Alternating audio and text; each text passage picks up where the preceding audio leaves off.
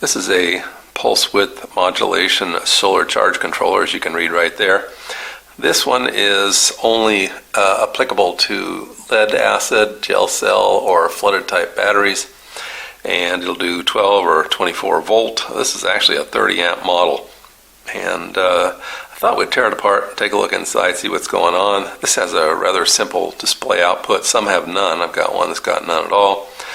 Some have fancier ones, like this one, and yeah, you can see it's got an LCD screen on it. That newer one with the LCD screen will actually handle lithium batteries, so that was a big step up. Okay, but before we tear this apart, let me show you something that you should be warned of on these, at least some of the brands of these solar charge controllers. Now, as you can see, this is the solar panel input. This is the plus where the red lead is, and the minus.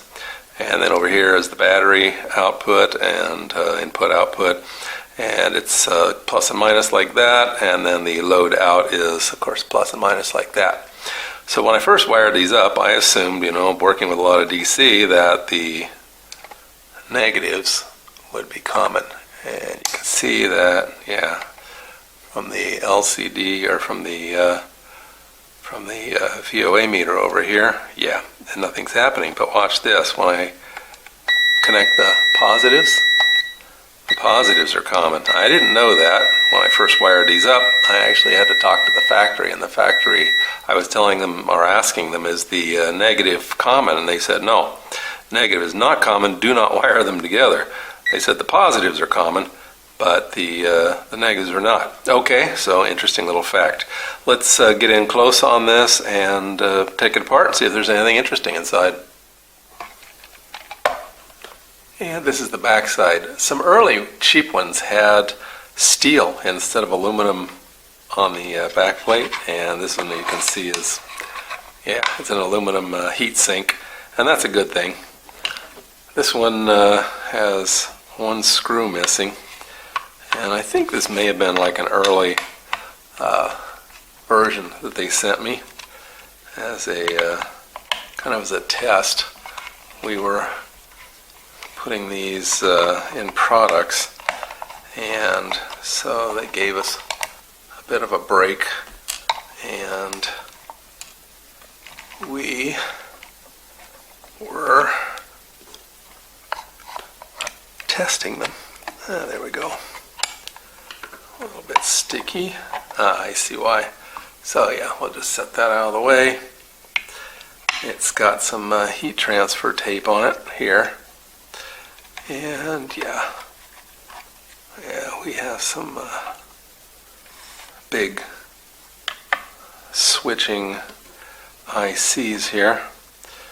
Okay, so nothing much interesting. Let's remove the screws, take her all the way out of there.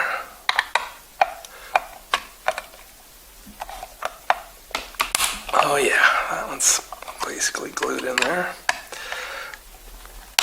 And that one, sorry about the pop.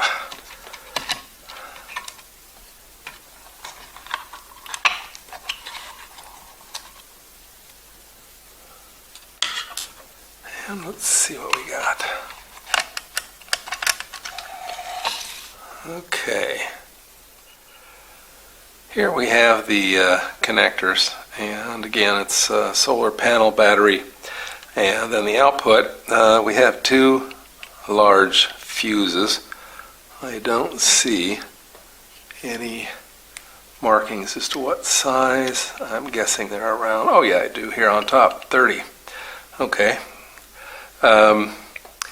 Yeah, and wow, not a lot going on. I don't see a whole lot. We have some capacitors over here, transistor, diode, capacitor. Yeah, not much going on, diodes.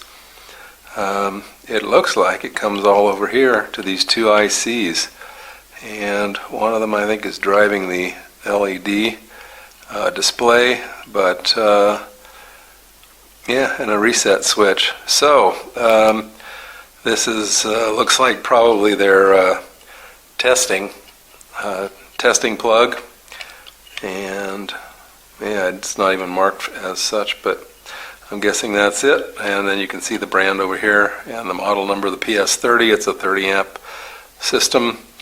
Yeah, very, very basic stuff. And again, on the back side, we have the ICs, and it appears that we have 2 for the solar panel, 2 for the battery, and 2 for the output load. Yeah. So not a lot to repair inside here. Not a lot to scavenge. I mean, I love to salvage stuff, but you know, when it comes down to something like this, yeah, probably not. Okay, well, not a huge lot to see today, but kind of interesting on how little parts they put in one of these. Hope you found that useful and interesting in your electronics and solar projects.